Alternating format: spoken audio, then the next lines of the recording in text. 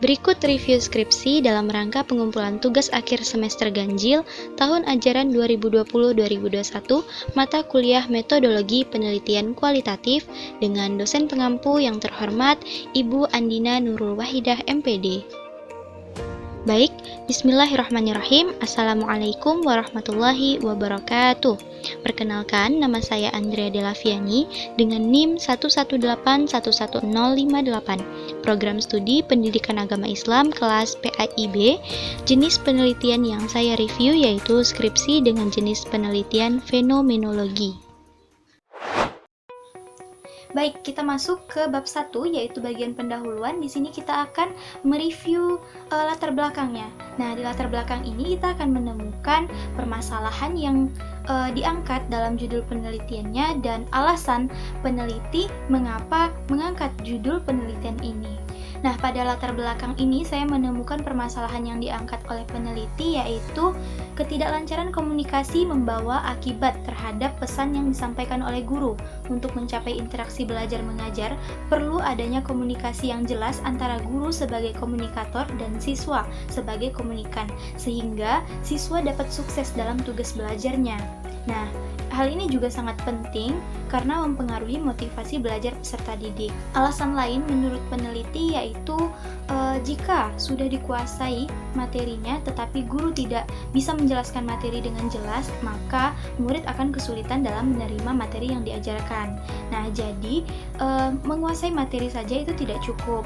Guru juga harus mahir dalam menyampaikan materi dengan jelas dan terang. Nah, permasalahan yang peneliti tuangkan dalam latar belakangnya ini menurut saya masih dalam ruang lingkup yang luas. Peneliti tidak memaparkan permasalahan yang terjadi di tempat peneliti melakukan penelitiannya. Nah, seharusnya peneliti juga dapat menjelaskan permasalahan yang nyata yang sedang terjadi di tempat peneliti melakukan penelitiannya, sehingga kita dapat mengetahui bahwa permasalahan itu benar-benar dan masih terjadi di tempat peneliti melakukan penelitiannya dan memerlukan tindak lanjut penelitian. Selanjutnya, mengenai alasan mengangkat judul penelitian. Nah, di sini peneliti menjelaskan bahwa alasannya adalah untuk tercapainya suatu pendidikan yang baik dalam kegiatan pembelajaran, khususnya dalam pembelajaran PAI, maka seorang guru bukan hanya mampu menguasai ilmu atau materi yang diajarkannya saja, namun juga harus menguasai seluk-beluk dalam proses komunikasi yang efektif. Bagaimana ia terampil dalam komunikasi kepada peserta didiknya dan menciptakan iklim komunikatif yang efektif dan edukatif terhadap peserta didiknya, yang diharapkan peserta didik dapat berpartisipasi aktif untuk mengeluarkan pendapat dan pengetahuannya, serta dapat mengembangkan imajinasi dan daya kreativitasnya sesuai dengan potensi yang dimilikinya. Sehingga peneliti tertarik mengkaji lebih dalam tentang komunikasi guru, khususnya dalam pembelajaran PAI SMP di sekolah yang dengan latar belakang Islam terpadu. Permasalahan disebutkan dengan cukup jelas oleh peneliti di paragraf kedua sebelum paragraf terakhir pada latar belakang.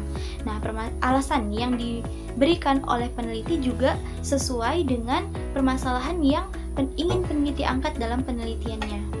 Akan tetapi, ada beberapa hal yang perlu dikritisi dalam penulisan latar belakangnya ini. Yang pertama, peneliti cukup sering menggunakan kata sambung untuk mengawali sebuah kalimat. Yang kedua, peneliti tidak konsisten dalam menggunakan sebutan subjek. Terkadang peneliti menggunakan sebutan siswa, peserta didik, atau murid. Nah, alangkah lebih baiknya jika hal-hal kecil yang demikian lebih diperhatikan kembali dalam penulisan sebuah karya ilmiah.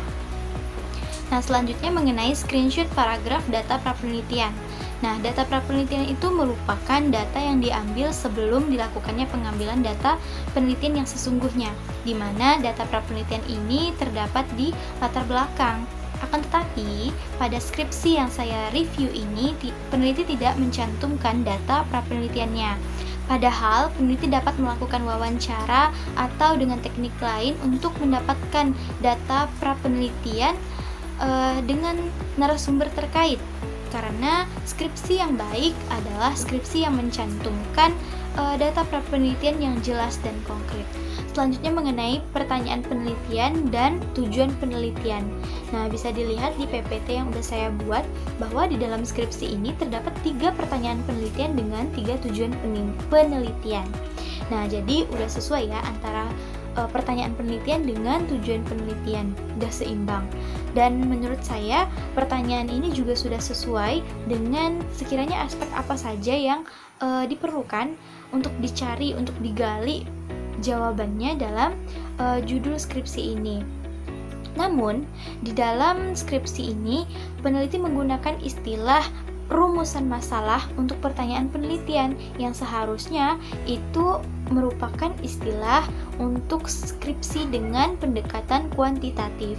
Sedangkan skripsi ini merupakan skripsi dengan pendekatan kualitatif. Maka istilah yang harus digunakan untuk pertanyaan-pertanyaan tersebut adalah pertanyaan penelitian. Selanjutnya mengenai manfaat penelitian. Nah, dalam skripsi ini peneliti membagi manfaat menjadi 2 bagian, yaitu manfaat teoritis dan manfaat praktis. Nah, manfaat praktisnya peneliti bagi lagi menjadi 4, yaitu manfaat untuk sekolah, manfaat untuk guru, manfaat untuk peneliti, dan manfaat untuk pembaca. Nah, ini udah bagus ya, peneliti membagi manfaat itu menjadi 2, yaitu teoritis dan praktis. Hanya saja menurut saya alangkah lebih baiknya jika peneliti menambahkan manfaat untuk program studi PAI di bagian manfaat praktis, karena tujuan dari penelitian ini adalah untuk kebermanfaatan bagi program studi PAI itu sendiri. Selanjutnya kita beralih ke bab 2, yaitu kajian pustaka. Pertama, kita akan membahas mengenai landasan teori. Jadi, di dalam skripsi ini, peneliti mengkaji 4 teori. Yang pertama, teori tentang komunikasi, dengan subteori, pengertian komunikasi, proses komunikasi, unsur-unsur komunikasi, fungsi-fungsi komunikasi, arus komunikasi, hukum komunikasi, prinsip dasar komunikasi, komunikasi efektif dan berhasil, serta hambatan-hambatan komunikasi. Teori yang kedua tentang guru, dengan subteori, definisi guru atau pendidik, guru pendidikan agama Islam, kompetensi guru, dan tanggung jawab guru. Teori yang ketiga, komunikasi dalam pembelajaran. Subteorinya, pengertian pembelajaran, proses komunikasi dalam pembelajaran, desain pesan dalam pembelajaran, pola komunikasi dalam pembelajaran, komunikasi yang efektif dalam pembelajaran. Dan teori yang terakhir yaitu mengenai mata pelajaran pendidikan agama Islam, dengan subteori pengertian pendidikan agama Islam, tujuan pendidikan agama Islam, fungsi pendidikan agama Islam, pendidikan agama Islam sebagai mata pelajaran, serta ruang lingkup PAI. Nah, banyak sekali sumber referensi yang peneliti gunakan untuk penulisan skripsinya ini. Nah, penulisan yang baik adalah penulisan yang menggunakan referensi maksimal 10 tahun terakhir. Sedangkan di dalam skripsi ini masih lumayan banyak ditemukan referensi yang digunakan lebih dari 10 tahun terakhir. Nah, juga ditemukan 2 blok di dalam sumber referensinya, di mana seharusnya blok ini tidak digunakan lagi dalam penulisan skripsi karena blog merupakan sumber data yang tidak ilmiah. Selanjutnya kita akan membahas tentang kajian penelitian terdahulu atau kajian penelitian yang relevan. Nah, skripsi yang relevan dengan judul penelitian skripsi yang saya review adalah penelitian oleh Lukman Hakim tahun 2015, jurusan pendidikan guru madrasah ibtidaiyah dari Universitas Islam Negeri Wali Songo, Semarang, dengan metode penelitian kuantitatif yang berjudul Pengaruh Komunikasi Antara Guru dengan Siswa Terhadap Motivasi Belajar Siswa Kelas 5 Madrasah Ibtidaiyah Matoliul Huda 2 Jepara, tahun pelajaran 2015. Nah, peneliti tidak membahas secara gamblang mengenai persamaan dan perbedaan antara skripsi yang ditulisnya dengan skripsi yang relevan. Nah, seharusnya peneliti dapat menuliskan persamaan dan perbedaannya ini agar pembaca mengerti mengenai persamaan dan perbedaan antara skripsi yang ditulisnya ini dengan skripsi yang relevan atau skripsi yang mirip-mirip pembahasannya dengan skripsi yang dituliskannya. Ya, walaupun kita tahu bahwa perbedaannya adalah terletak dari pendekatannya. Pendekatan yang peneliti tulis ini adalah skripsi dengan pendekatan kualitatif, sedangkan skripsi yang relevan itu kuantitatif. Selanjutnya mengenai pendekatan dan jenis penelitian. Nah, skripsi yang saya review ini menggunakan pendekatan kualitatif dengan jenis penelitian fenomenologi. Ini terdapat di screenshot yang saya lampirkan di PPT, yaitu pada kalimat kedua, dengan pertimbangan waktu, biaya, dan kemampuan, peneliti menggunakan pendekatan penelitian kualitatif fenomenologi. Selanjutnya mengenai tempat dan waktu penelitian. Nah, tempat peneliti melakukan penelitian ini adalah di SMPIT Al-Hijrah Laudendang, sedangkan waktu penelitiannya peneliti tidak menuliskannya di skripsi, sehingga saya tidak tahu kapan penelitian ini dilakukan. Nah, seharusnya peneliti dapat menuliskan kapan ia melakukan penelitian ini agar pembaca tahu kapan penelitian ini dilakukan. Selanjutnya, sumber data penelitian. Nah, data primer dalam penelitian ini diperoleh melalui kegiatan observasi dan wawancara bersama kepala sekolah, wakil kepala sekolah, guru pendidikan agama Islam, serta peserta didik. Sedangkan data sekunder didapat melalui petunjuk informan yang diberikan oleh kepala sekolah sebagai narasumber pendukung, narasumber pelengkap. Selanjutnya mengenai teknik dan instrumen pengumpulan data. Nah, teknik pengumpulan datanya ini ada 3. Yang pertama, observasi dengan instrumen pedoman observasi. Yang kedua, teknik wawancara dengan instrumen pedoman wawancara. Dan yang ketiga, teknik dokumentasi dengan instrumen foto. Selanjutnya, pertanyaan penelitian. Nah, untuk pertanyaan penelitian nomor 1 itu digunakan ketiga teknik pengumpulan data tersebut, yaitu wawancara, observasi, dokumentasi dengan instrumen pedoman wawancara, pedoman observasi, dan foto.